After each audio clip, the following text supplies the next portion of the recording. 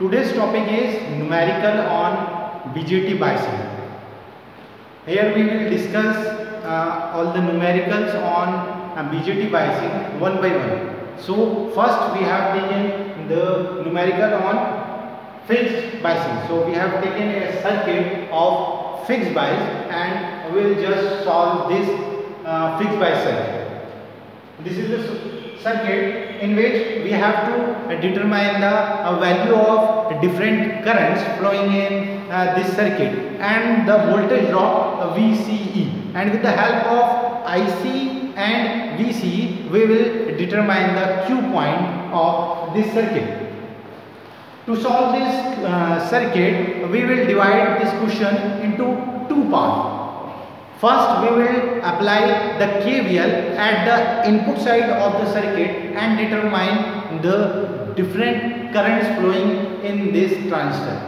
Then in second part, we will again apply the KVL at the output side to determine the voltage drop VCE, and with the help of this IC and VCE, we will find out the Q point for this circuit. In this question, the transistor is given of silicon type. That means the voltage drop at base and emitter terminal, that is VBE, will be 0.7. If that transistor was made of germanium, then VBE will be 0.3. If the transistor is ideal type, then we can neglect the value of VBE. Since in this question the transistor is given silicon, so we will take the voltage drop VBE, and the value of VBE will be 0.7. The amplification factor of this transistor is given 100. So let us start with this circuit. So first we will apply the KVL at input. What we will get? We will start from the supply battery, that is 6 volt. So it will be 6 minus the voltage drop across this resistor. That will be the value of this resistor into the value of current flowing in this resistor. Since here the value of resistor is 530 into 10 to the power 3 into the current flowing in this resistor, it is IB.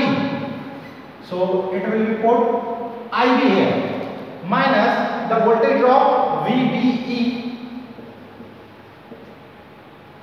equals to 0, as there is no resistance at the emitter terminal and there will be no voltage drop across the emitter terminal. So we got the equation, and from here we can find out the value of IB by substituting the value of VBE. Since it is silicon, so we can put the value of VBE as 0.70. So we got 6 minus 530 into 10 to the power 3 into IB minus 0.7 equals to 0, and the value of IB will be 6 minus 0.7 upon 530 into 10 to the power 3.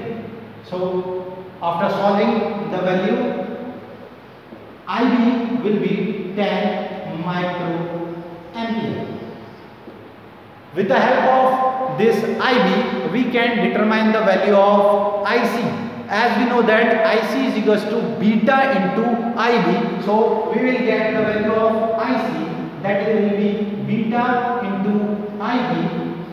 We have the value of beta already given in this question, that is 100. So IC will be 100 into the value of IB, that is 10 into 10 to the power minus 6. So the value of IC will be equal to 1 milliampere. We have got the value of IC, and by adding IB and IE we can determine the value of IE.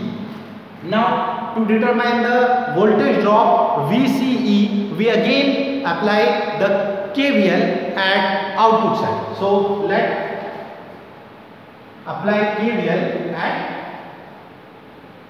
output side.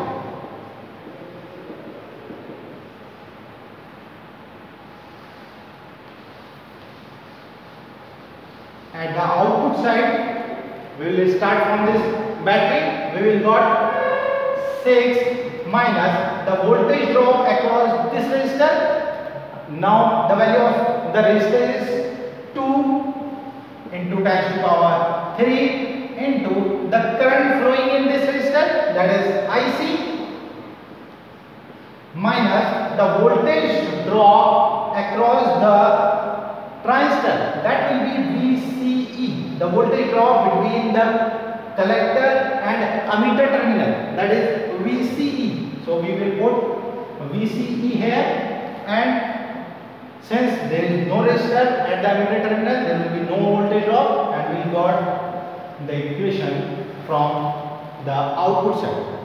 From this equation we can determine the value of VCE as 6 minus 2 into 10 to the power 3 into the value of IC, which we have already determined, and the value of IC was 1 milliampere. So we can put the value 1 milliampere here. This will be neglected by this. VC will be 6 minus 2, that is VC will be equals to 4 volt.